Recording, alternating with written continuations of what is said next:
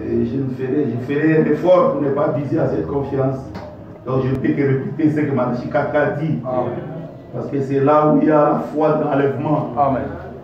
L'ange avait dit, de la même manière que j'avais envoyé Jean-Baptiste, je vous envoie Malachi 4. Amen. La parole pour la restauration, Amen. La parole pour la préparation. Amen. Vous voulez être préparé, venez dans ce message. Vous voulez être restauré, venez dans ce message. Amen. Il y a des vertus pour vous préparer. Amen. Il y a des vertus pour vous restaurer. Amen. En tous égards, physiquement et spirituellement. Ésaïe chapitre 28, on commence par le 8e verset jusqu'au 12e. Nous lisons au nom du Seigneur Jésus-Christ. Amen. Amen. Toutes les tables sont pleines de vomissements et d'ordures. Il n'y a plus de place. À qui veut-on enseigner la sagesse? À qui veut-on donner des leçons? Est-ce à des enfants qui viennent d'être sévrés, qui viennent de quitter la mamelle? Car c'est précepte sur précepte, précepte sur précepte et règle sur règle, règle sur règle, un peu ici, un peu là. Eh bien, c'est par des hommes aux lèvres balbutiantes et au langage barbare que l'Éternel parlera à ses peuples. Il lui disait, voici le repos, laissez reposer celui qui est fatigué.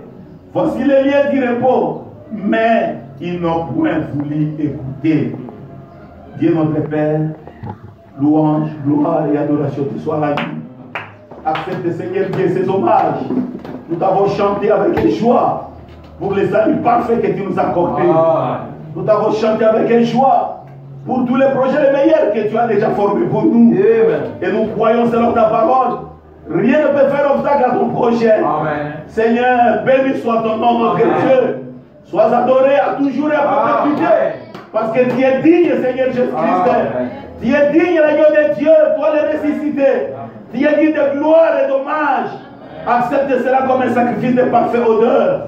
Maintenant, Dieu, nous voulons encore une fois écouter ta parole. Parce que tu as dit que l'air est mauvais, que nous mangeons davantage, que nous nourrissons nos âmes de ta parole, que nous écoutons ta parole, Seigneur. Parce que ta parole, c'est l'eau de séparation. Ta parole, c'est la nourriture pour nos âmes. Ta parole est la puissance pour nous changer, nous amener à ton image, à ta ressemblance. Oh Dieu, c'est que la parole avait fait à notre Père Abraham, que la parole fasse de même pour nous. Nous amener à ton image, à ta ressemblance, Père. Tel que tu es Jésus-Christ, tel nous voulons être. Parce que tu es le modèle parfait pour nous. Maintenant, Dieu déverse ton esprit sur nous. Transporte-nous tous dans les lieux célestes. Applique la colline de ton esprit dans nos cœurs. Donne-nous la vraie révélation de la parole, Seigneur. Que nous recevons la parole par la révélation de l'esprit. Parce que tu as dit, la véritable église épouse est bâtie sur la révélation. C'est une église puissante, sans tache ni ride, ni rien de semblable. Nous voulons être comptés parmi cette église de la paix. Accorde-nous ta grâce ce matin. Et que par ta parole, Dieu, nous puissions recevoir tout ce dont nous avons besoin. Car il est écrit, Seigneur, tu envoies ta parole à ton peuple. C'est pour la délivrance et c'est pour la guérison. Accomplis tout cela ce matin à nous, comme nous nous attendons à toi, Dieu, par la foi, au nom du Seigneur Jésus-Christ. Amen. Amen. Je vais répéter, et si possible terminer notre exhortation qu'on avait commencé depuis ces jours-là, et j'avais intitulé Dieu ne veut pas de raccourcis. Dieu a sa volonté, Dieu a sa manière de faire, et peu importe, dans la prédication, prendre le service à Dieu en dehors de sa volonté, vraiment dit, peu importe vos bonnes intentions, peu importe votre volonté, mais si vous ne saisissez pas le parfait plan de Dieu, si vous ne saisissez pas la manière de Dieu de faire, Dieu ne vous donnera pas des attributs, des faveurs, parce que vous avez eu de bonnes intentions, non. Dieu ne vous accordera pas de mérite, parce que tu as eu la volonté, non. Même si tu as la volonté, priez Dieu de te révéler son plan. Amen. Amen. Tu as la volonté pour être sauvé, mais Seigneur, révèle-moi le plan du salut. Tu veux être guéri, Seigneur, révèle-moi le plan pour la guérison. Tu veux être béni, Seigneur, révèle-moi le plan pour être béni. Parce que Dieu n'est pas un Dieu de désordre. Dieu, il est un Dieu de l'ordre. Il a tracé un plan pour toutes les choses. Et dès que vous entrez dans son programme, vous êtes béni. Dès que vous entrez dans son êtes sauvé. Mais en dehors de votre programme, peu importe vos intentions. Tu as vu Uza? Uza est parti. Uza est mort. Voulant soutenir l'âge. Parce que le père avait trébuché. Il a dit que dans cet âge, il y a le commandement de Dieu. Il y a la gloire de Shekinah. Je ne peux pas laisser l'âge tomber. Mais c'était pas la volonté de Dieu que Uza puisse toucher l'âge. Est-ce que vous comprenez Dieu? Ah, c'est comme ça et Dieu. C'est vrai que beaucoup de gens crient Dieu. Beaucoup de gens parlent de Dieu. Mais ils ne voient pas le bonheur de Dieu. Ils ne voient pas la grâce de Dieu. Parce que Dieu, il tient toujours compte de sa parole. Ésaïe chapitre 28, Frère Branham a parlé plusieurs fois. Si vous lisez les brochures comme la communion, vous lisez les 7 choses, il a beaucoup parlé d'Ésaïe 28. Il dit que cette écriture, c'était une prophétie qui est accomplie à ce temps de la fin. C'est une prophétie qui est accomplie aujourd'hui. Cette prophétie qui déclare: toutes les tables sont pleines de vomissures, des ordures, de saleté. Il dit: tout, que ce soit les sacrificateurs, les souverains sacrificateurs, les prophètes. Si vous commencez par le verset premier, on vous dit qu'ils sont tous ivres de liqueurs fortes. Ils ont bu le vin de l'impudicité de la grande prostituée.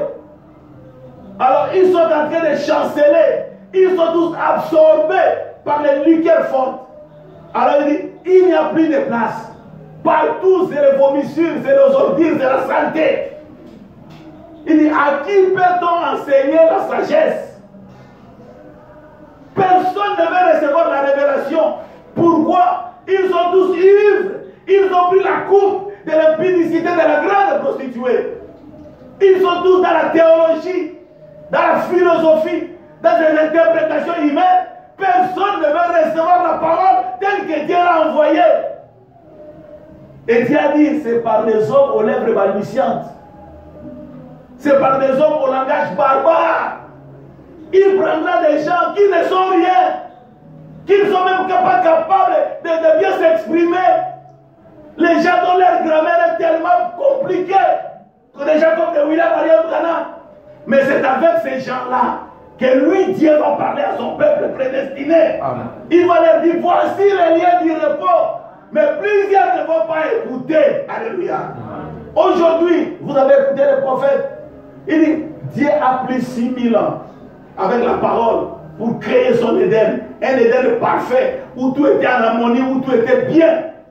Lui aussi, le diable, comme il est imitateur, il a pris aussi 6000 ans pendant les étapes de l'âge de l'Église, avec l'interprétation, la théologie, pour tout déformer et tout pervertir.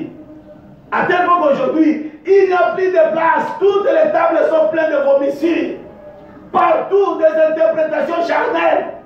On ne voit pas une église spirituelle où les gens sont remplis du Saint-Esprit, où les gens manifestent la vie de Christ, où les gens glorifient Dieu dans leur vie.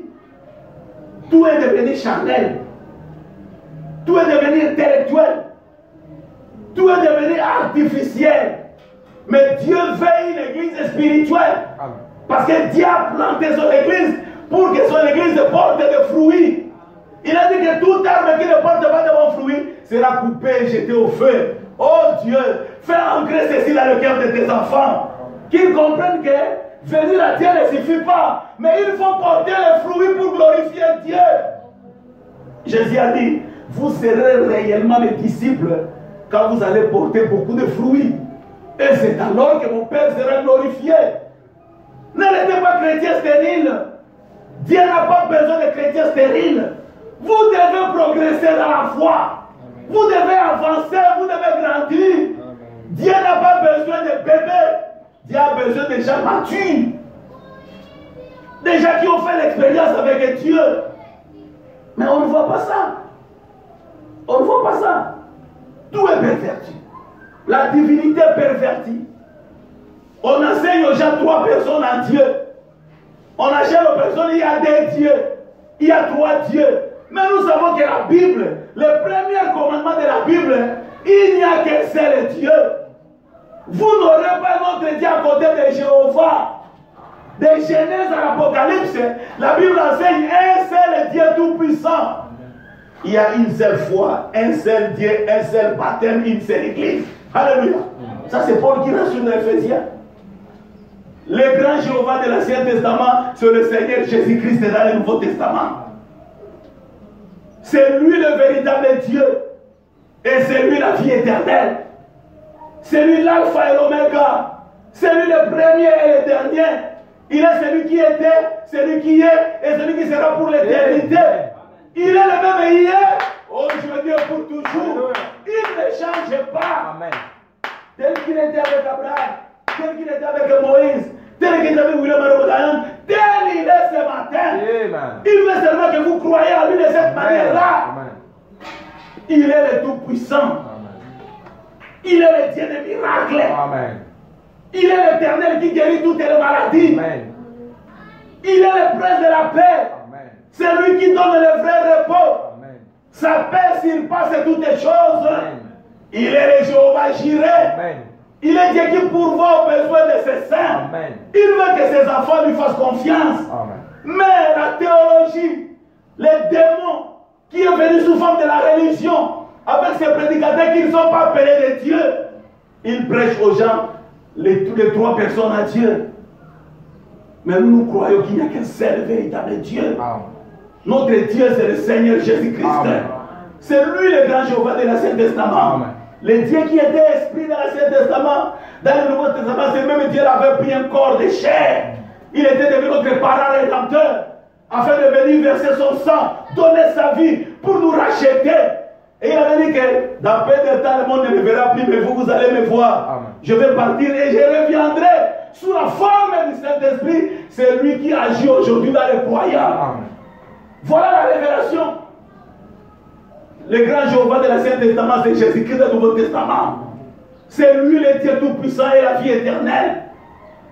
Tu ne peux pas avoir le salut sans croire à lui. Vous n'aurez le pardon qu'à son nom, Jésus-Christ. Parce que c'est ce nom qui est le nom de la rédemption. C'est le nom du salut. C'est le nom que Dieu a élevé au-dessus de tout nom.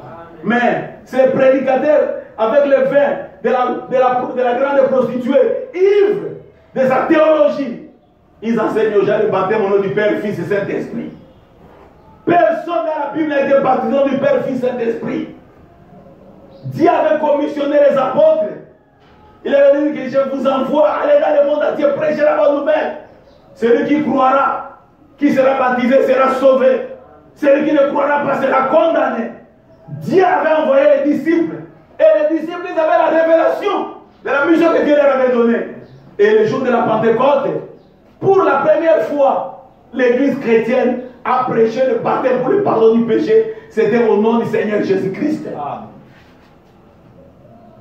Parce que la Bible dit qu'il n'y a qu'un seul nom que Dieu a donné à l'humanité pour trouver le salut. C'est le nom de Jésus-Christ. Mais aujourd'hui, ces églises dénominationnelles qui ne veulent pas recevoir la révélation, mais ils sont ivres de la coupe, de la grande prostituée, la théologie, les interprétations de philosophie. Ils ne veulent pas donner aux gens le baptême pour le pardon du péché. Et pour avoir la faveur de recevoir le baptême du Saint-Esprit. Ils ont même permis la foi. Il n'y a pas de la foi parfaite. Il n'y a que la foi intellectuelle. Vous trouvez quelqu'un qui se dit croyant, mais il n'a pas confiance aux promesses. Il se dit croyant, mais il ne croit pas qu'il y ait un enlèvement.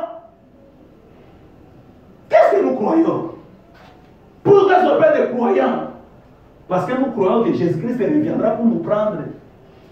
Nous croyons que nous sommes des pèlerins sur la terre. Parce que notre Seigneur dit que je pars vous préparer une place. Et quand j'aurai terminé, je reviendrai vous prendre. Afin que là où je suis, vous y soyez aussi. Nous devons croire à cela. Mais, frère, les gens qui disent qu'ils croient, ils ne croient pas à la seconde venue du Seigneur. Ils ne croient pas à l'enlèvement. Ils n'ont que la foi intellectuelle, la foi mentale. Mais nous devons avoir la foi parfaite. La foi parfaite, c'est la foi qui renverse tous les raisonnements qui sont contraires à la parole. La foi parfaite, c'est la foi qui prend Dieu au mot à ce que Dieu a dit. Parce que vous voulez dire qu'en vrai dire, quand Dieu a déjà dit quelque chose, c'est déjà réglé. Ça ne vaut même pas la peine de se poser des questions, ça va se réaliser. Non, si c'est Dieu qui a dit, il va le faire. Parce que Dieu tient à sa parole. Vous n'avez pas à vous poser des questions sur la promesse de Dieu. Parce que si vous êtes la semence d'Abraham, vous croirez à ce que Dieu a dit. C'est ce que Père Abraham avait fait. Sa femme avait dépassé l'âge de ménopause. Lui, il était déjà fatigué. Mais parce que Dieu a dit que vous aurez un enfant avec votre femme. Abraham dit ma femme parce que Dieu a dit, Dieu est toujours fidèle. 5 ans passés, 10 ans passés, il dit, Dieu fait que le temps passe pour que le miracle soit éclatant. Voilà un homme de Dieu. Si ça traîne, vous remontez aussi la foi. Il n'y a pas raison de s'affaiblir, de s'agiter, non. C'est ça la semence d'Abraham. C'est ça la foi de Marie. La foi qui ne tient pas compte de l'autre chose. Parce que Dieu a dit que Marie, tu es bénie entre toutes les femmes. Tu as trouvé grâce. Tu auras un enfant. Comment cela va se faire? Moi, je ne connais pas d'homme. Oui, le Saint-Esprit va te couvrir. Ma soeur, mon frère, si tu as la promesse du Saint-Esprit, croyez au miracle. Le Saint-Esprit opère les miracles. Le Saint-Esprit, c'est la puissance surnaturelle de Dieu. Lorsqu'il vient sur vous, il est capable de tout changer. Il n'a pas de limite. C'est l'homme qui a des limites, pas Dieu. Croyez au miracle. Marie a dit, je suis la servante du Seigneur, que tout me soit fait selon sa parole. Vous dire que dès ce moment-là, Marie avait cru qu'elle aurait un enfant. Oh, mais je n'ai pas connu d'homme. Oh, je suis vierge. Pas de problème. C'est Dieu qui a dit. Amen. Et il a commencé à témoigner. J'ai rencontré un ange. Ma soeur, Elisabeth, j'ai rencontré un ange. Et il m'a dit que j'aurai un enfant qui va s'appeler Jésus. Comment? Vous êtes déjà marié avec Joseph? Pas encore. Mais l'ange a dit. Et quand tu as cité le nom de Jésus, l'enfant dans mon ventre aussi a tracé des joies. Alléluia. Quand vous avez la promesse du Saint-Esprit, croyez que dans votre vie, les miracles sont possibles. C'est vraiment dire que le véritable Fils de Dieu qui sont nés de nouveau, ils sont eux-mêmes des miracles. Amen. Vous êtes des miracles. Amen. Croyez à cela. Amen. Dans le monde de Dieu, tout est possible à celui qui croit. Amen. Vous n'avez pas attendu autre chose, vous allez écouter les prophètes. Nous n'avons pas autre chose à attendre. Tout Dieu nous a donné. Merci. Croyons seulement et confessons cela. Amen. Amen. L'enlèvement est réel. Amen. La Bible dit, pourquoi vous êtes en train de regarder au ciel? Peuple d'Israël, le même Jésus que vous avez vu monter, il reviendra de la même manière. L'enlèvement, ce n'est pas une explication. L'enlèvement est une réalité. Il y a eu des gens qui ont été enlevés dans ce monde. Et nous aussi, nous avons la promesse de l'enlèvement. Pour dire qu'il ne faut pas que vous vous découragez. Si nous croyons que Jésus était ressuscité, Dieu va aussi ramener à la vie ceux qui sont morts en Christ. Nous croyons à la résurrection, nous croyons à l'enlèvement. Il n'y a que la foi. C'est pourquoi il n'y a même pas de miracle. Il ne promet pas la guérison divine. Ces prédicateurs, avec la coupe de la grande prostituée, ils sont en train de chanceler, absorbés par la théologie charnelle. Ils n'ont pas la révélation de la parole. Ils ne veulent pas se confier au prophète. Ils ne croient pas au miracle. Nous croyons au miracle. Amen. Il avait dit que voici les signes qui vont accompagner les croyants. Amen. Si vous êtes un véritable croyant, vous devez croire au miracle. Amen. La guérison divine, c'est la promesse de Dieu pour nous. La guérison divine, c'est la promesse de Dieu pour nous. C'est notre privilège. Amen. Comme les rachetés de Jésus-Christ. Même si la médecine dit que non, ils n'ont pas encore de produits pour cette la maladie-là, oui, ça c'est eux. Parce que c'est selon les recherches scientifiques. Mais nous sommes dans des recherches spirituelles. Nous avons le Créateur. Amen. Il est capable de changer, même de créer de nouvelles cellules, de créer de nouveaux tissus. Amen. Il peut créer de nouvelles matrices. Il veut créer de nouvelles. Il est capable de créer. Nous devons croire à cela. La guérison divine est notre privilège. Frère, me dit que c'est la volonté de Dieu que vous prospérez en tous égards et que vous soyez en bonne santé. Amen. Dieu veut que vous soyez en bonne santé. Dieu ne veut pas que vous soyez malade. Et il a un plan pour la guérison divine. Il faut chercher à entrer dans ce plan-là. Amen. Frère Brandi, dans la brochure ici, Parce que ces prédicateurs dénominationnels, ivres du vin de la prostitution, du vin de l'impudicité de la grande prostituée, ils ont déformé l'évangile, déformé la prédication, déformé les enseignements, et tout est devenu mental, tout est devenu charnel, tout est devenu artificiel. C'est pourquoi il n'y a pas d'impact surnaturel. Or, ce n'est pas Dieu vous a créé pour que vous portez des fruits. Amen. Dieu a placé son église pour qu'il voie les dons de l'esprit, la manifestation de sa puissance. D'ailleurs, il a promis la double portion pour l'épouse héritante de la fin. La pluie de la première la bienfaisance. Vous voyez ce qu'il dit dans le fondement fondamental pour la foi. Il dit, eh bien, c'est ça le commencement de l'homme. Page 4. Et c'est ce que Dieu lui avait donné comme pouvoir sur toutes choses sur la terre. C'est ça le commencement de l'homme. C'est ce que Dieu lui avait donné comme pouvoir sur toutes les choses sur la terre. Et bien, à travers de la chute, il a perdu ses pouvoirs. Alléluia. L'homme selon la nature de Dieu, l'homme selon la pensée de Dieu, les véritables croyants, les véritables chrétiens, l'époux de Jésus-Christ, c'est une personne puissante. Dieu lui a donné le pouvoir sur toutes les choses. Ça, c'est la parole de Dieu. Dites Amen. Amen. Dieu lui a donné le pouvoir sur toutes choses sur la terre. Amen. Rien ne peut vous nuire. Amen. Croyez ça. Et Dieu va vous accorder les choses par rapport à votre foi. Amen. Eh bien, au travers de la chute, il a perdu ses pouvoirs. Et alors, il est devenu inconscient. Avec ses prophètes, ses sacrificateurs, qui sont ivres du vin de la grande prostituée. Des interprétations théologiques. Ils ne veulent pas prendre la parole de Dieu telle que Dieu l'a dit par son prophète. Ils veulent dire, mais est-ce que vous pensez? Non. La foi renverse tous les raisonnements. Amen. Alors, il est devenu inconscient de cette réalité. Le surnaturel, c'est une réalité pour les vrais croyants. Amen. Mais quand vous prenez la théologie humaine, le raisonnement charnel, vous deviendrez inconscient. Alors vous allez commencer à pleurer. Vous êtes l'enfant de Dieu, mais vous pleurez. Vous vous lamentez. Vous vous lamentez pourquoi? Mais vous avez le pouvoir de parler. Amen. Le pouvoir de la parole créatrice est donné à l'épouse. L'épouse, même dans le naturel, il dit dans le mariage de l'agneau, dans le naturel, la vraie épouse, lorsque quelqu'un prend une épouse, cette épouse hérite de tout ce qui est de son mari. C'est pourquoi lorsqu'on peut dire un mariage, la femme prend le nom de son mari. Une femme légitime hérite de tout ce qui est de son mari. Vous aussi, comme l'époux de Jésus-Christ, il a dit, tout mon pouvoir, c'est à vous de l'utiliser. Mais tu vas l'utiliser quand? Commencez aujourd'hui. Alléluia. Bien que j'ai fait partie de l'époux de Jésus-Christ, c'est à moi d'utiliser le pouvoir. Amen. Il dit que frère, pourquoi crier par là? Il dit, aujourd'hui, le Saint-Esprit nous a apporté un glorieux message. Ne vous inquiétez de rien. Peu importe la situation, parlez. Sous le sang de Jésus-Christ, le Saint-Esprit va exécuter votre parole. Vous allez commencer quand? Vous pleurez pourquoi? Mais mettez votre foi en action. Exercez-vous avec la parole. Quand est-ce que nous allons nous jouir de bénédiction de Dieu? Après la mort? Non. Dieu n'est pas un Dieu de mort.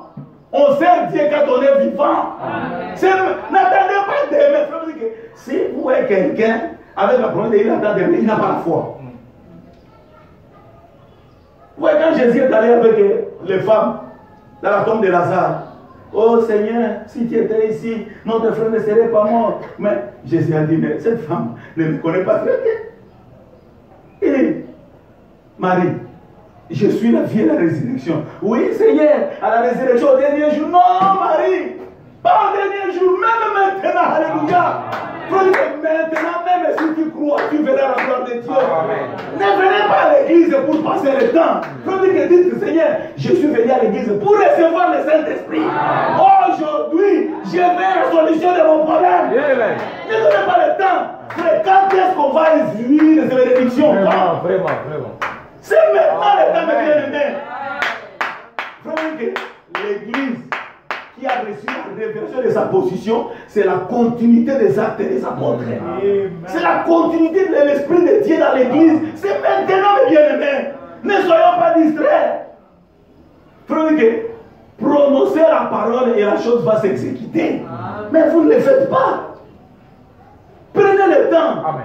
Dites, Seigneur, moi comme l'époux de Jésus-Christ, je crois à la révélation de tous les mystères. Je crois que William Branham est le véritable prophète. Parce que tu l'as confirmé par la colonne de feu. L'ange l'a confirmé. Ce message est vrai. Seigneur, je ne veux pas cette situation. Changez ça au nom de Jésus-Christ. Parlez avant de Dieu. Vous avez le pouvoir. Amen. Amen.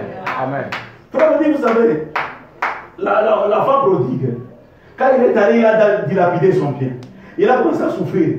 La femme n'a pas attendu autre chose qui devait venir. La femme s'est pris conscience que non.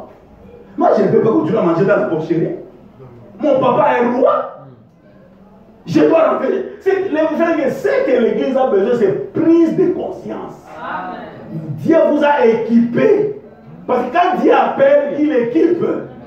Dieu, vous ne pouvez pas venir si Dieu ne vous a appelé. Parce que Dieu vous a appelé, vous avez l'équipement. Ma soeur, mon frère, cette situation-là, parlez que tu ne le veux pas. Au nom de Jésus, parlez le matin, parlez à midi, parlez le soir. Et vous verrez là le problème.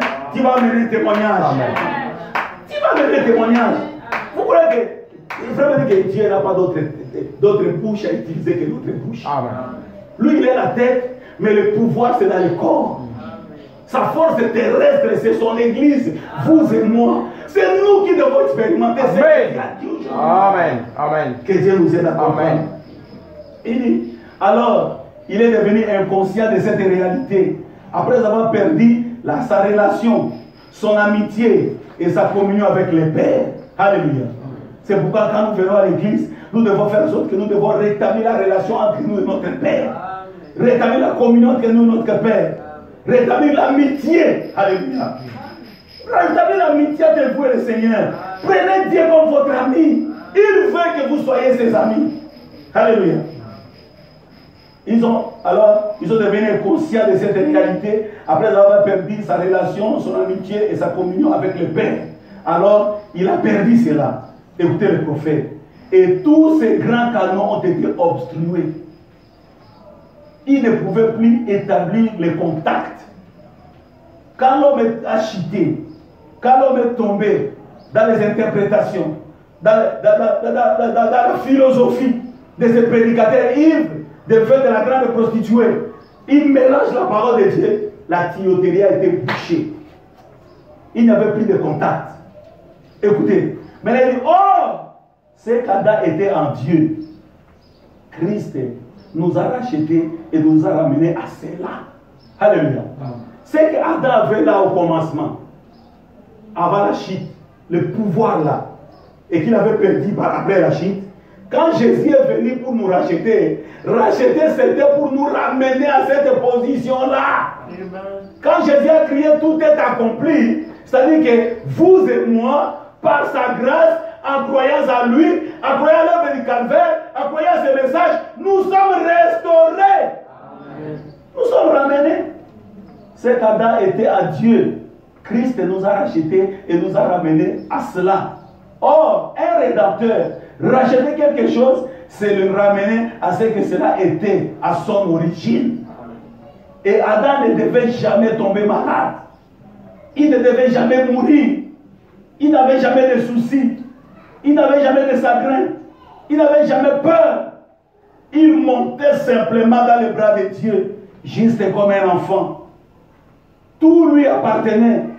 Et tout ce qu'il demandait, eh bien, il obtenait simplement. Tout lui appartenait. Et tout ce qu'il demandait, eh bien, il obtenait simplement. Amen. Tout lui obéissait. Amen. Parce qu'il était l'enfant de Dieu. Amen. Et un enfant de Dieu, c'était l'héritier de toutes les choses. Est-ce que vous comprenez? C'est ce que vous êtes. C'est ça la révélation de votre position. Amen. Vous êtes les héritiers. Tout ce que Jésus-Christ avait acquis à la croix est pour vous. Et lorsque l'homme est tombé, toujours la page 4, il a perdu cela. Et alors, ce qu'il a perdu dans la chute, Christ est venu comme rédempteur. Il dit, vous êtes-vous déjà arrêtés pour réfléchir à la raison pour laquelle Christ vous a racheté? Les lumières ici étaient suffisantes. Lorsque l'homme est tombé, il a perdu cela. Et alors tout ce qu'il a perdu dans la chute, Christ est venu comme rédempteur. Vous êtes-vous déjà arrêté pour réfléchir à la raison pour laquelle Christ vous a racheté? Il vous a donné la vie éternelle. Amen. Il nous a ramené à la communion éternelle. Amen. Et à la relation éternelle avec Amen. Dieu. Christ a fait cela. Croyez. Amen. Frère, mes bien-aimés, écoutez, dans la vie chrétienne, tout est possible à la foi. Amen. Frère me dit que la foi, ne voyez pas ce que vous êtes. Voyez ce que Dieu est. Alléluia. C'est ça. Amen. Ne voyez pas ce que... Ça ne dépend pas de vous, ça dépend de Dieu qui vous Oui, monsieur. voyez ce qu'il dit. Certainement. Tout ce que l'homme... Et lorsque l'homme est tombé, il a perdu cela. Et alors, ce qu'il a perdu dans la chute, Christ est venu comme rédempteur. Vous êtes-vous déjà arrêté pour réfléchir la raison pour laquelle Christ vous a racheté? Il nous a donné la vie éternelle. Amen. Il nous a ramené à la communion éternelle. Amen. Et à la relation éternelle avec Dieu. Amen. Pour être de nouveau ses fils et ses filles. Amen. Pour restaurer tout ce qu'Adam avait perdu.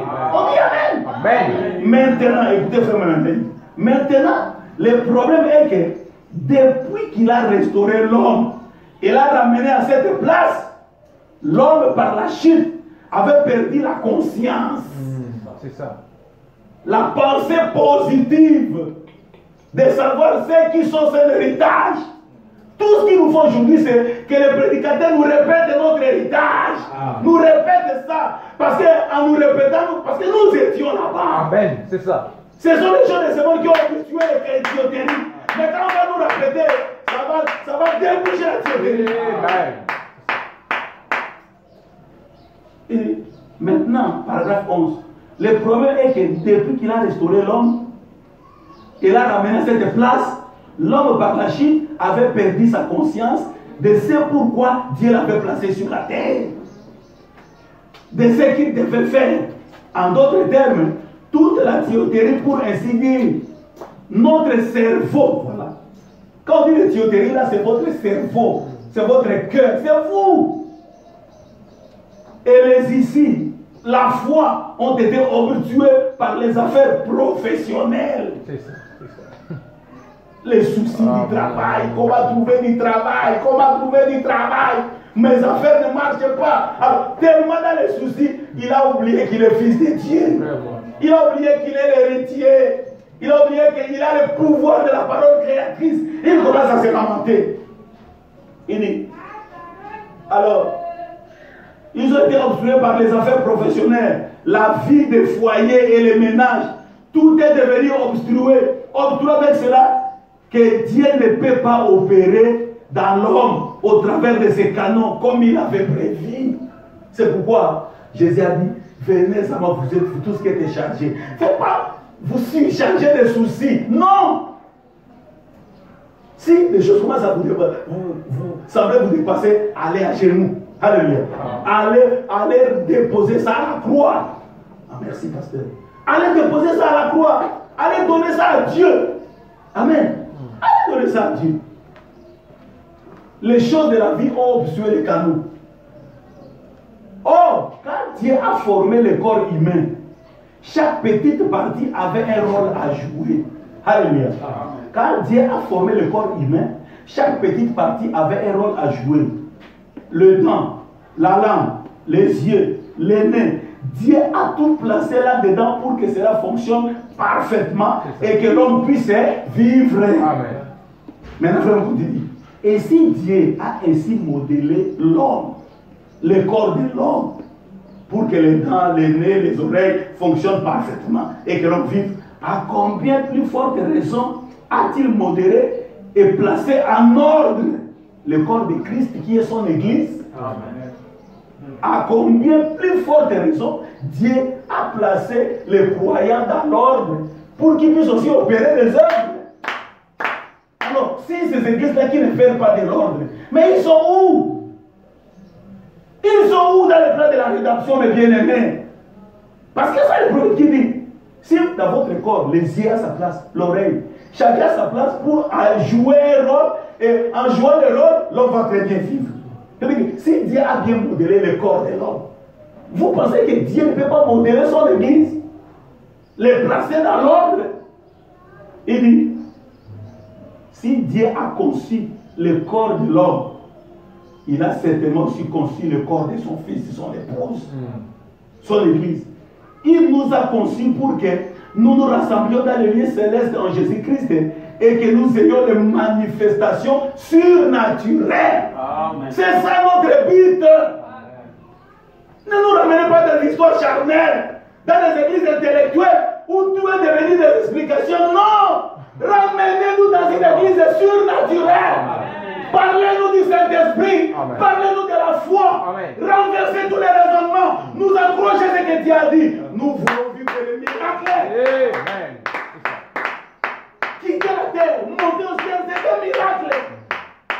Si nous n'avons pas la foi pour la guérison divine, frère, dans les 7 sauts, comment est-ce qu'on va quitter la terre pour monter? C'est pourquoi, à vrai dire, il y a des églises où on ne peut même pas aller.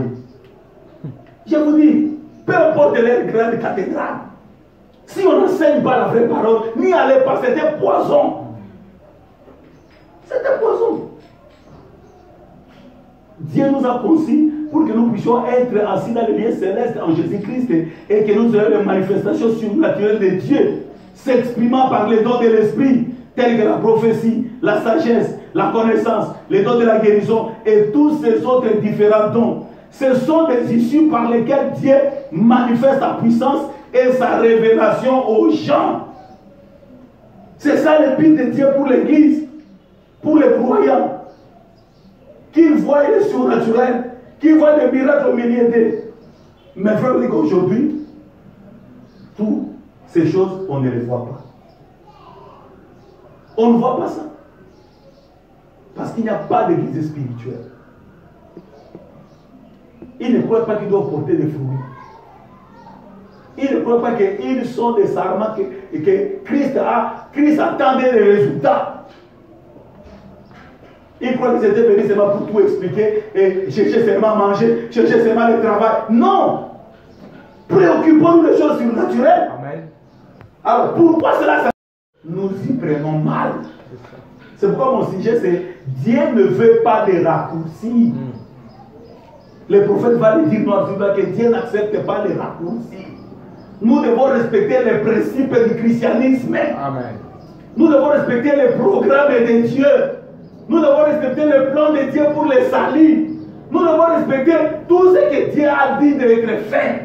On n'a pas raisonné par l'intellectualisme, non, frère. Amen. Non. Frère Blandy dans la brochure dit, le puissant vainqueur, il dit ceci. Le puissant vainqueur, paragraphe 6, il dit, et rappelez-vous tout simplement ceci. C'est une bonne leçon pour l'Église du Dieu vivant. Il dit, rappelez-vous tout simplement de ceci. Alléluia. Ne dormez pas, on va quitter à 12h30, on va aller.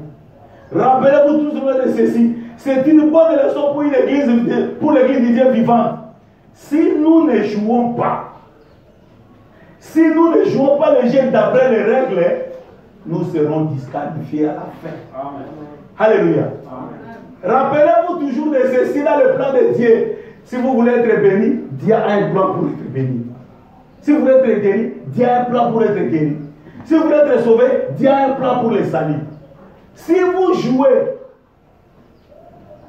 si vous ne jouez pas le jeu de, si nous ne jouons pas le jeu d'après les règles, nous serons disqualifiés à la fin.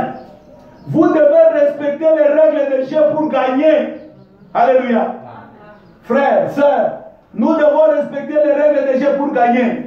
Et si les règles de jeu en ce lieu-ci est qu'un homme doit naître de nouveau pour entrer dans la communion avec Christ et son Église, nous ne pouvons pas, nous pouvons être les plus grandes dénominations sur la terre. Mais si nous n'avons pas respecté les règles du jeu, nous serons disqualifiés à la fin. Nous devons vivre conformément aux règles du jeu. Ce ne sont pas nos règles, ce sont ces règles que nous devons respecter. Nous faisons la course d'après ces règles à lui et nous devons respecter ces règles. Amen. Amen. Si nous voulons gagner, frère Rabbi, nous devons jouer selon les règles. Respecter les règles. Sinon, nous serons disqualifiés. Le paragraphe dit, mais si nous manquons de suivre les règles de jeu comme il faut, Dieu va nous disqualifier. Il suscitera de ces pierres des enfants d'Abraham. Et Dieu veut que nous soyons, Dieu veut que nous ayons un franc jeu. Et que nous devons le faire. Ainsi donc, peu importe combien nous avons l'impression de progresser, avant que nous ne retournions aux règles de jeu. Dieu veut que nous respectons les règles.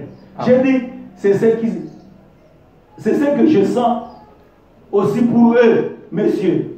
Mais j'ai continué. Si Dieu vous a donné un talent, si Dieu vous a donné un don, si Dieu vous a donné un ministère, si Dieu vous a appelé à faire quelque chose pour le salut, si Dieu vous a donné un talent, tenez-vous à ce talent-là. Et peu importe ce que vous essayez de faire, si ce talent n'opère pas, peu importe combien il est grand, s'il n'opère pas d'après les règles, vous serez disqualifié à la fin de la course. Alléluia. Si Dieu vous a appelé dans la parole, si Dieu vous a appelé dans le ministère, Dieu vous a appelé dans la prédication, Dieu vous a donné un don quelconque, si ce don-là n'a pas opéré selon les règles de Dieu, peu importe vos ambitions, comment est-ce que vous chantez, sachez qu'à la fin, Dieu va vous disqualifier. C'est pourquoi, si réellement nous tous, on était seuls avec Dieu, avec ce que Dieu nous a donné comme responsabilité dans sa parole, frère, on devait se conduire avec crainte et tremblement. On n'allait pas se comporter n'importe comment. Aujourd'hui, les gens font des choses comme s'ils étaient devenus les grands frères de Dieu.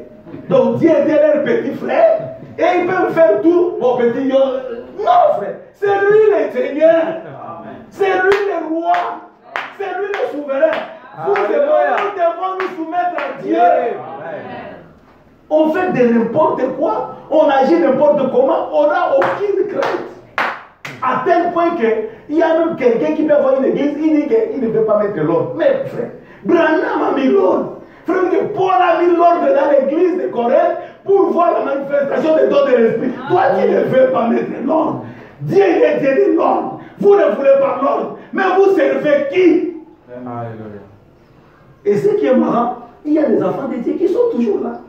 Frère, nous, le meilleur ami, c'est Jésus-Christ. Amen.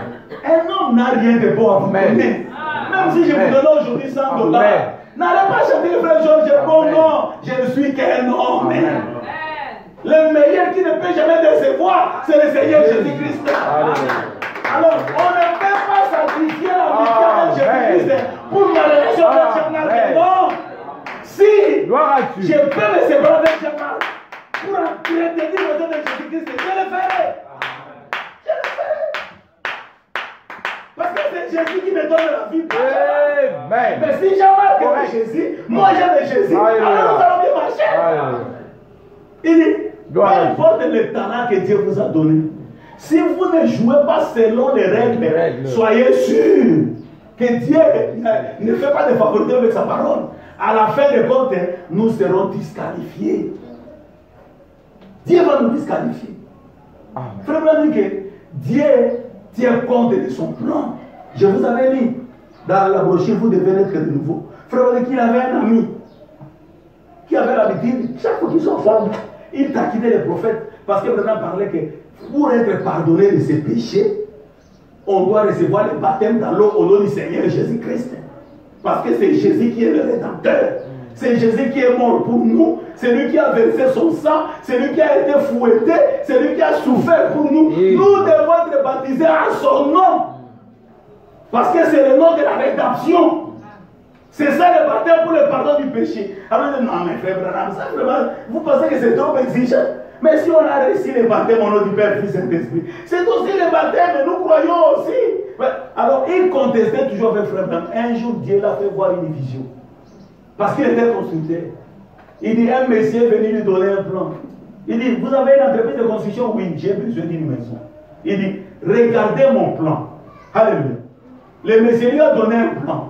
Il dit, construis-moi une maison selon ce plan. D'après votre entreprise. Avec les travail que vous avez, ça peut prendre combien de temps? Il dit, bon, même 3 mois, il dit, bon, ça va. Je vous donne tout ce qu'il faut. Construisez-moi une maison selon ce plan. Quand je vais revenir, je vais vous payer. Il leur a donné tout ce qu'il faut pour construire. Il est allé en voyage. Lui, comme il est le monsieur, connaît tout. À sa manière, comme dit son petit frère, il commence à dire, bon, ça c'est pas tellement important. Bon, ça, on peut pas trop accentuer sur ça. Il commence à trouver qu'il y a des choses qu'on peut mettre à la légèreté. La manière que le monsieur avait fait son plan, là il avait dit qu'on devait mettre les fenêtres. Lui il dit non, on peut mettre les fenêtres ici. Lui il a déplacé les fenêtres. Là on met la porte, non, il a déplacé les portes. Maintenant quand le monsieur est venu, il dit non, j'ai terminé. Tu as terminé la maison, tu as bien construit selon le plan. Il dit venez voir. Il dit voilà, donnez-moi le plan. Le monsieur regarde, il dit non. Mais cette fenêtre vient d'où? Dans le plan ici, est-ce que tu as vu cette fenêtre? Il dit mais cette porte ici, ça vient d'où? Mais regarde dans le plan, la porte vient de là-bas, non? Il dit monsieur, si tu veux être payé, démolissez les tout et reconstruisez. Alléluia. Et il est allé dire, frère, je ne comprends pas. J'ai une vie. Frère, quand vous avez un prophète, c'est bien. Amen. Amen. Amen. Il y a des choses que vous voyez qui peuvent avoir des situations, mais vous semblez ne pas tenir compte de cela. Parce que vous n'avez pas un prophète pour confirmer la chose. Vous voyez que lui, il a vu un rêve. Mais il faut dire que c'est une vision. Parce qu'un songe qui est accompli, c'est une vision. Lui, il a fait, voilà, j'ai rêvé que quelqu'un m'a donné un plan. Mais moi, j'ai construit la maison. Arrivé à la place de la fenêtre, j'ai essayé un peu d'échanger. Avant de la porte, il dit, frère, si Dieu veut te montrer, démolissez tout ce que tu as fait, prenez et partez au nom de Jésus-Christ d'abord. Parce que nous sommes édifiés sur le fondement de l'apôtre et des prophètes. C'est eux qui ont commencé le christianisme, pas vous et moi. Nous devons être édifiés sur le fondement. Et le Messie s'est converti, il a reçu le baptême d'amour. Si vous voulez être payé, démolissez, recommencez selon le plan de Dieu. Parce que Dieu tient compte de son plan. Amen. Je vous ai parlé de la sœur qui avait connu des problèmes dans sa jeunesse. Et quand elle s'est mariée, son mari qui était chrétien, il faut dire qu'il était parti à la guerre mondiale. Il était militaire. La première guerre. Alors la sœur est restée là-bas, elle s'est conduite un peu. Et quand le mari est revenu, la sœur s'est tourmentée pour les problèmes. Alors au lieu d'arranger la chose selon la parole, pour elle, elle partait chez le psychologue. Elle pensait que non, c'est juste un problème psychique. Les psychologues peuvent lui donner des formules, des astuces à faire, et la chose va quitter son cœur. Mais non, le poids est toujours dans son cœur. Le poids est dans son cœur. Alors il dit, mais tu commences à perdre même la santé. Ça ne va pas. Comme elle était l'amie de la sœur Meda, Meda dit, venez voir mon mari, vous allez causer avec lui, peut-être qu'il peut voir quelque chose. Alors Meda a amené chez le prophète. Ils sont arrivés, commencent à parler avec Frère Branham. Frère dit, je vois dans votre vie, il y a un problème. Non, Branham. Quand quelqu'un a un problème, il ne veut pas qu'on en parle. C'est bon, on dit, oh, on m'attaque, donc si tu es mauvais, mets-toi encore plus frère. Alléluia. On ne t'attaque pas, on attaque le mal. Mais si tu trouves que tu es dans le mal, sortez dans le mal. On attaque le péché. On combat le mal. Pour que les enfants de Dieu vivent dans la sainteté, dans le bien. Quand frère dit non, je vois quelque chose dans ta vie. Non, frère, il n'y a rien. Moi, dans ma vie, il n'y a rien. Je suis professeur de l'école de dimanche. Il dit oui. Vous êtes professeur de l'école de dimanche. Mais je vois une voiture à côté des rails.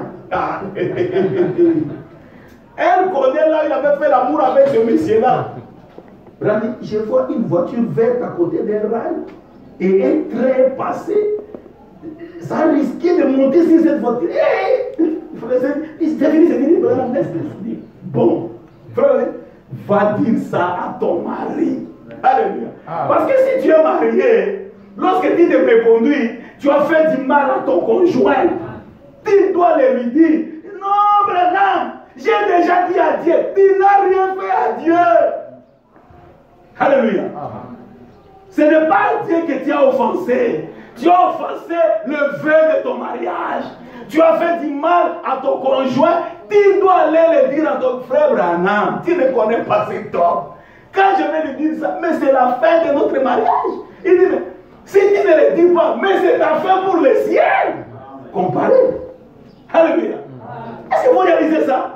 Il dit, Branham, j'ai un enfant qui a déjà 17 ans. J'avais fait avec ce monsieur-là.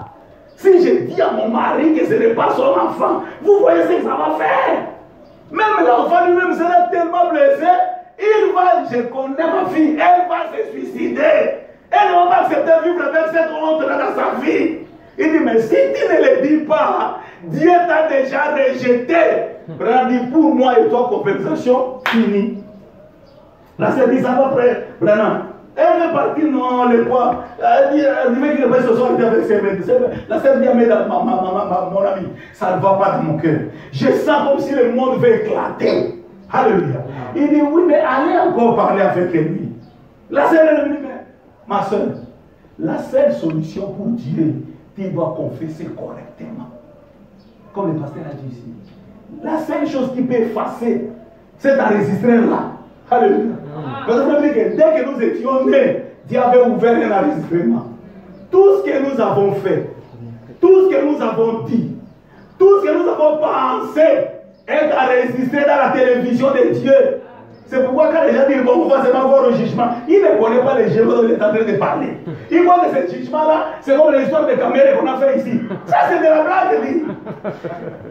Ça, c'est de la blague qu'on a fait ici. L'argent est perdu, vous dites qu'il n'y a pas de preuve maintenant. L'argent a disparu. L'argent a disparu de soi-même.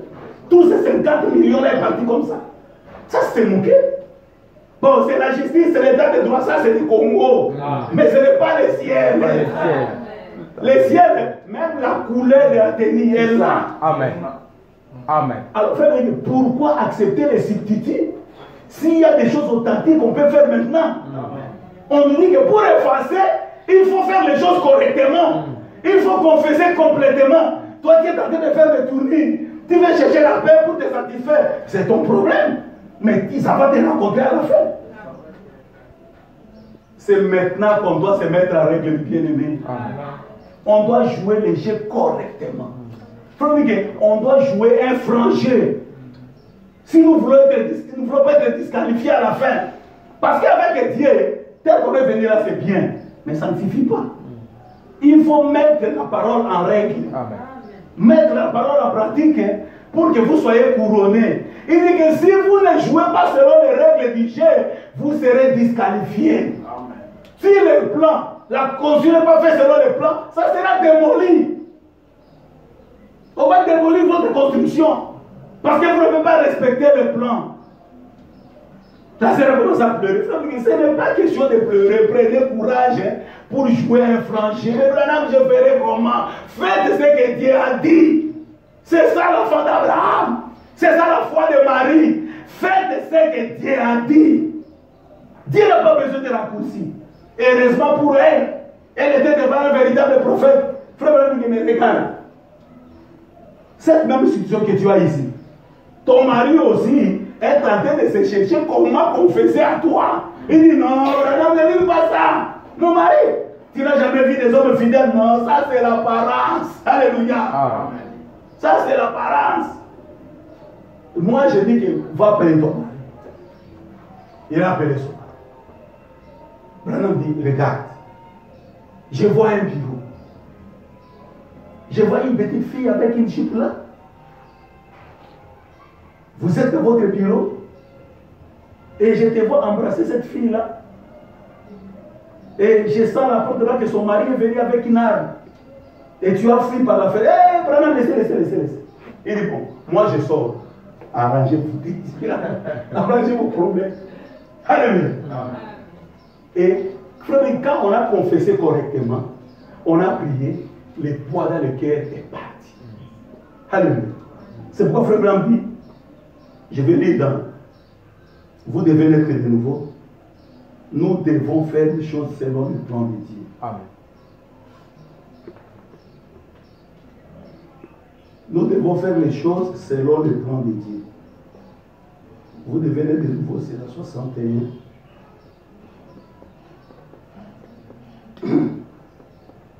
Avant qu'on soit à 30, je crois que je vais arrêter. 61.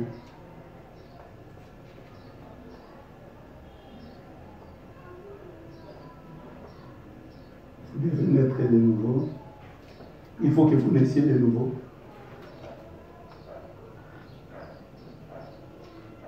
Paragraphe 41, 42.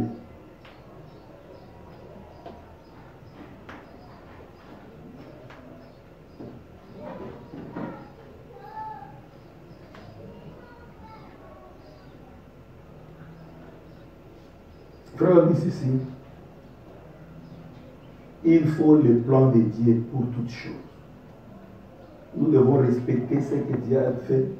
Il dit, 41, 42, il dit, bon maintenant, aucun homme ne pourrait en sauver un autre. Eh bien, les gens auront beau essayer de dire n'importe quoi. Aucun homme ne peut en sauver un autre. Peu importe combien il est intelligent, la nature de sa fonction, qu'il soit pasteur, prêtre, évêque, cardinal ou bien pas, il ne peut rien faire pour sauver la vie d'aucun homme. Parce qu'il est lui-même pécheur, né dans le péché, enfanté dans l'iniquité, venu au monde en disant des mensonges.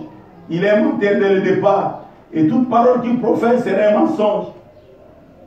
S'il était contraire à la parole de Dieu et au plan de Dieu, paragraphe 42, Dieu a établi un plan pour sauver l'homme. Alléluia. Amen. Dieu a établi un plan pour sauver l'homme. Et l'homme ne peut rien ajouter à ce plan-là. C'est le plan de Dieu. C'est le plan que dit. C'est le plan que nous voulons étudier ce matin. Quel est le plan de Dieu? Il a dit que la parole de l'homme soit reconnue pour mensonge et les miennes pour la vérité. Ainsi donc, nous n'oserions pas changer une seule phrase pour en faire quelque chose d'autre. Peu importe ce que disent nos rites et ces choses-là que le monde oublie, oubliez tout ça. Nous devons faire les choses selon le plan que Dieu a établi. Alléluia. Nous devons respecter les principes du christianisme. Je veux dire qu'aujourd'hui, si nous avons beaucoup d'ennuis dans notre vie, si nous avons beaucoup de problèmes, c'est parce que nous ne voulons pas respecter le plan de Dieu. Même dans les églises, il dit, si nous avons des problèmes, c'est parce que nous ne respectons pas les principes du christianisme. Les règles de Dieu. Parce que si vous courez selon les règles, vous serez couronné. Mais si vous ne courez pas selon les règles, vous serez disqualifié. Dieu, lui, tient compte des règles, Amen, des principes. Amen. Pour être guéri, vous devez croire que par ses maîtrises, vous avez été guéri. Vous devez croire qu'il avait porté toutes vos maladies lorsqu'il a été blessé à la croix. Vous devez croire que ce sont vos fardeaux qu'il avait portés. Vous les confessez comme votre rédempteur. Prenez que c'est tout. Dès que vous croyez comme ça, vous confessez. Maintenant, c'est le problème de Dieu de faire ce qu'il a dit. Moi, je crois que par ces maîtrises, j'ai déjà été guéri.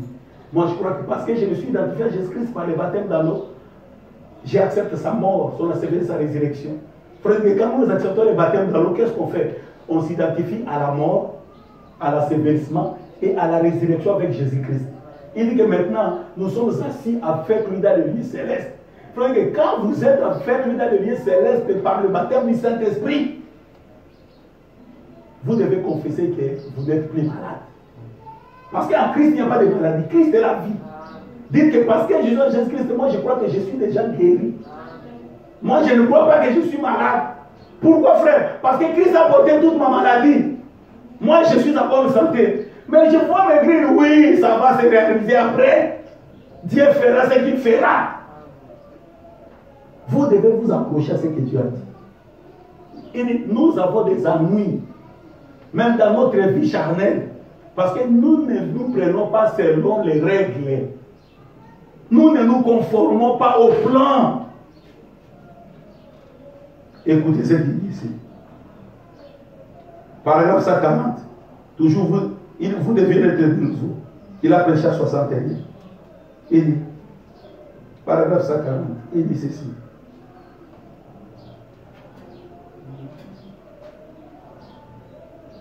Les gens aujourd'hui veulent des raccourcis. Alléluia. Les gens, ils aiment des raccourcis. Les églises intellectuelles, ils aiment des raccourcis. L'enlèvement, monter au ciel, frère. Si vous voulez prêcher des choses comme ça aux gens, tel qu'on est là, quitter le ciel, monter, ça se fera comment? Dites seulement que l'enlèvement déjà est là. Oh, frère. Les gens ne veulent, aujourd'hui, les gens veulent des raccourcis. Ils ne veulent pas suivre les règles. Ils ne veulent pas suivre les principes du christianisme. Ils ne veulent pas suivre le plan de Dieu. Il dit, frère, ils pensent qu'on reçoit les choses en rien du temps. Alléluia.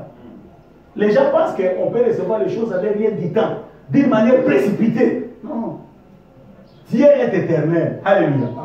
Quand nous venons à Dieu, ceux qui s'attendent à Dieu renouvellent leurs forces. Quand nous venons à Dieu, apprenons aussi à nous attendre à Dieu. Ayons la vertu de la patience et de la tempérance. Ne nous précipitons pas dans les choses.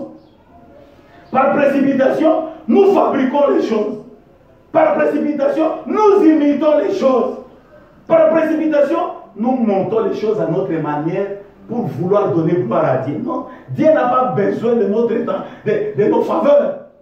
Si Dieu veut opérer un miracle ici, il va l'opérer à sa manière. Et ça sera pour sa gloire. Nous n'avons pas à monter les choses comme il semble qu'il y a des soi-disant prophètes de la télévision qui font des arrangements avec quelqu'un. Quand il commence à appeler, quand il met les numéros là, si vous vous appelez ces numéros, ça ne va pas passer. Mais l'autre là va appeler, ça va passer. Parce que l'autre là, ils avaient déjà arrangé. Ah, toi, tu es dans une telle maison. Oh, alléluia. Oh, c'était déjà arrangé. Non, frère, Dieu n'a pas besoin. Pourquoi que Dieu ne peut pas faire ça? Dieu a des yeux comme des flammes de feu. Amen. Il voit partout. Qu'est-ce qu'on peut aider Dieu? Laissez Dieu faire les choses à sa manière. Et à nous, croyons seulement sa parole et attendons-nous à lui. Il le fera. Parce que ce n'est pas nous qui lui avons dit de promettre ça.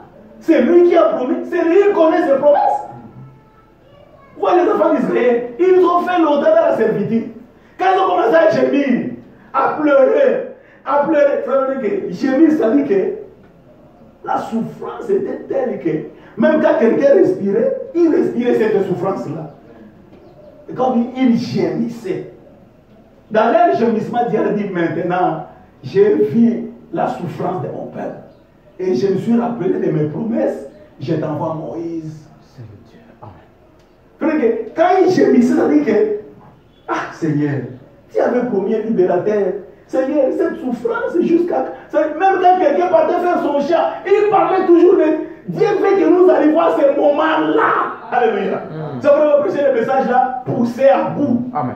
Dieu veut que vous arriviez à l'étape où, ah Seigneur, si je n'ai pas le Saint-Esprit, qu'est-ce que je vais devenir? Seigneur, enlève-moi, Seigneur, moi. Dès que vous arrivez là-bas, vous aurez le Saint-Esprit. Quand ça devient pour vous question de vie ou de mort, c'est ça le moment. Amen. Ne cherchez pas à faire les choses précipitamment. Même si vous voulez vous marier. Alléluia. Ne montez pas les choses. Vous allez là-bas, vous prenez une mondaine. Tu connais chez nous là-bas, on porte de longues jupes, on porte de longues robes. Alors toi, tu dois venir le mardi, et puis tu vas entrer à l'église. Tu vois seulement une sœur qui vient faire 3 jours. Oh, le frère veut le marier. Ah. Mais cette sœur ici là-bas fait une semaine dans la foi. Non frère, c'est une vieille affaire. Oh, mais vieille affaire, mais nous la connaissons il y a une semaine. Oh, c'est lui qui l'a envoyé, frère. Quand vous commencez mal, vous allez finir mal. Frère, on dit que ceux qui commencent mal finissent mal. Vous voulez faire quelque chose. Pasteur, qu'est-ce que Dieu a dit pour ça? Dieu a dit ça. Pasteur, je veux suivre la volonté de Dieu. Parce que je veux que mon mariage soit dédié à Dieu. Parce que quand j'aurai des problèmes, je vais l'invoquer pour trancher les problèmes. Vous commencez seul. Quand vous avez des problèmes, vous allez appeler Dieu. Tu n'as pas commencé avec Dieu. Mes soeurs, ne vous précipitez pas. Tel que vous êtes là, il y a un homme pour vous. Qu'il soit aux États-Unis, qu'il soit si en Afrique d'ici, ne vous en faites pas. Au moment de Dieu, soit vous irez aux États-Unis, soit lui viendra ici. Ça c'est Dieu. Frère, rien ne peut contrecarrer le programme de Dieu. Rien. Mais, frère, les gens aujourd'hui veulent des raccourcis. Ils ne veulent pas respecter les principes du christianisme. Ils ne veulent pas jouer selon les règles. Ils pensent qu'on reçoit les choses en rien de temps. Il dit, dit gloire à Dieu. Qu'est-ce qu'ils font ce soir?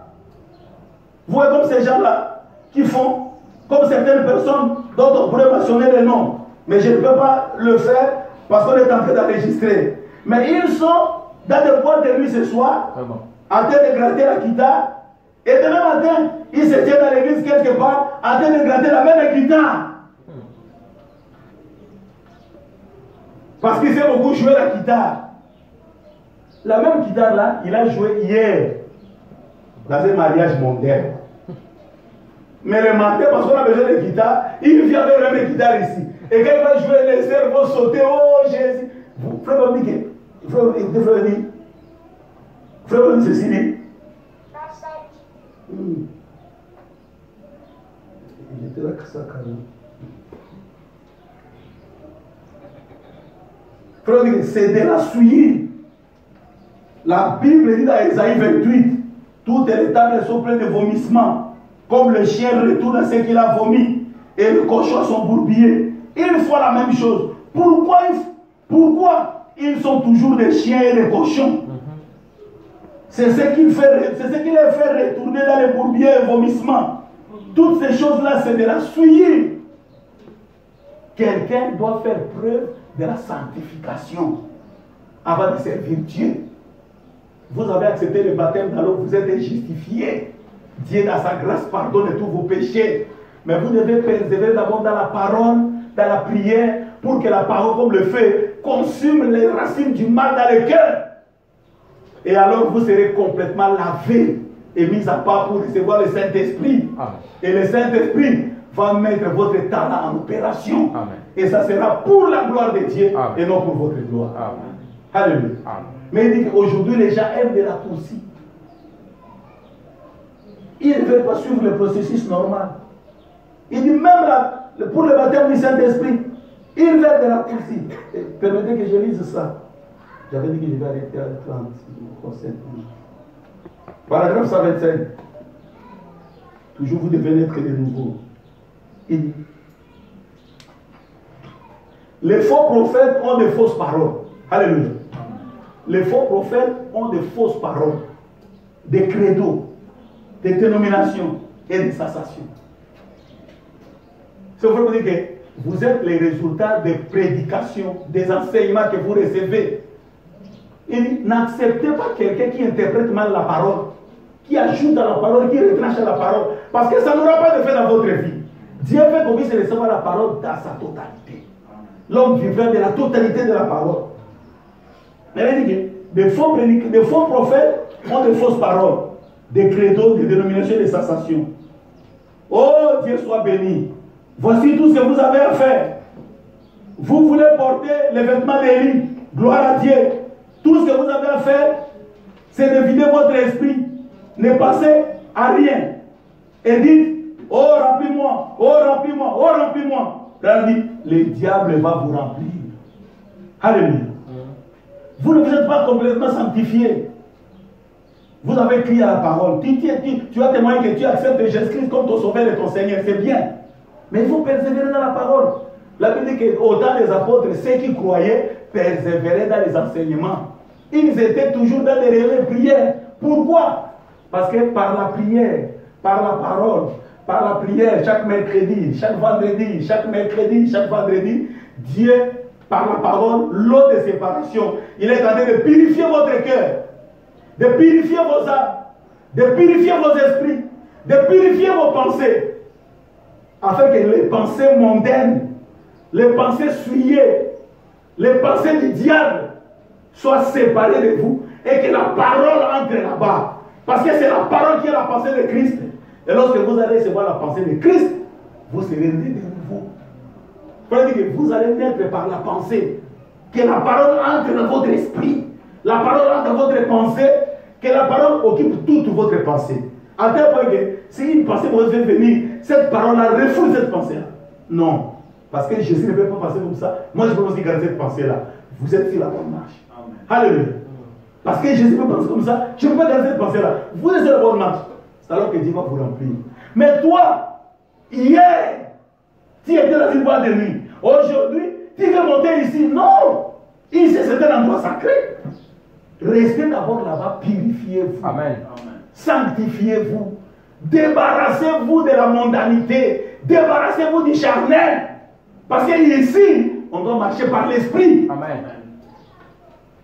Il dit, mais les faux prédicateurs, avec leurs faux credos et les faux enseignements, ils disent aux gens, venez seulement crier. Criez seulement que j'ai fait le Saint-Esprit. Si vous n'êtes pas sanctifié, votre cœur n'est pas bien lavé. Votre cœur n'est pas très bien mis en ordre avec le Seigneur. Vous avez des pensées mondaines, des pensées mauvaises. Vous venez pour le Saint-Esprit, c'est le diable qui vient. Il dit, effectivement, absolument, le diable va vous remplir. Parce que le diable est toujours prêt. Lui, il veut vous donner des imitations, des simulacres, des choses qui feront comme, mais ce n'est pas la réalité. Ici, nous voulons le véritable Saint-Esprit. Nous voulons la vraie sphère de la nouvelle naissance. Amen. Nous voulons le véritable remplissage. Et pour y arriver, écoutez, c'est vraiment dit, comme j'avais promis. Dans ces 5 minutes, je vais lire dans la brochure ici, la force parfaite par la faiblesse parfaite. Écoutez, ce que nous devons faire, je vais seulement lire, puis après, Jean-Marc viendra conjuguer l'église. La force parfaite par la faiblesse parfaite, il a prêché ça le 19 novembre 1961. La paragraphe 305. Qu'est-ce que vous devez faire maintenant? Frère Brandi, prenez seulement sa parole et accrochez-vous à la parole. Amen. Amen. C'est tout ce que vous devez faire. Paragraphe 305, il dit, eh bien, je peux prendre juste un petit passage, acte de 38, et c'est tout. C'est tout ce qu'il nous faut. Simplement obéir à cela. Vous n'avez pas à étudier dans les séminaires tout ce qui concerne ceci, cela et autre chose. Prenez simplement la parole. Alléluia. Amen. Parce que ce que Dieu veut, que son peuple s'accroche à sa parole. Parce que la vie de Dieu est dans la parole. Vous voulez la vie de Dieu, prenez la parole. Vous voulez les bons résultats, prenez la promesse. Vous voulez avoir le Saint-Esprit, prenez seulement acte de 38.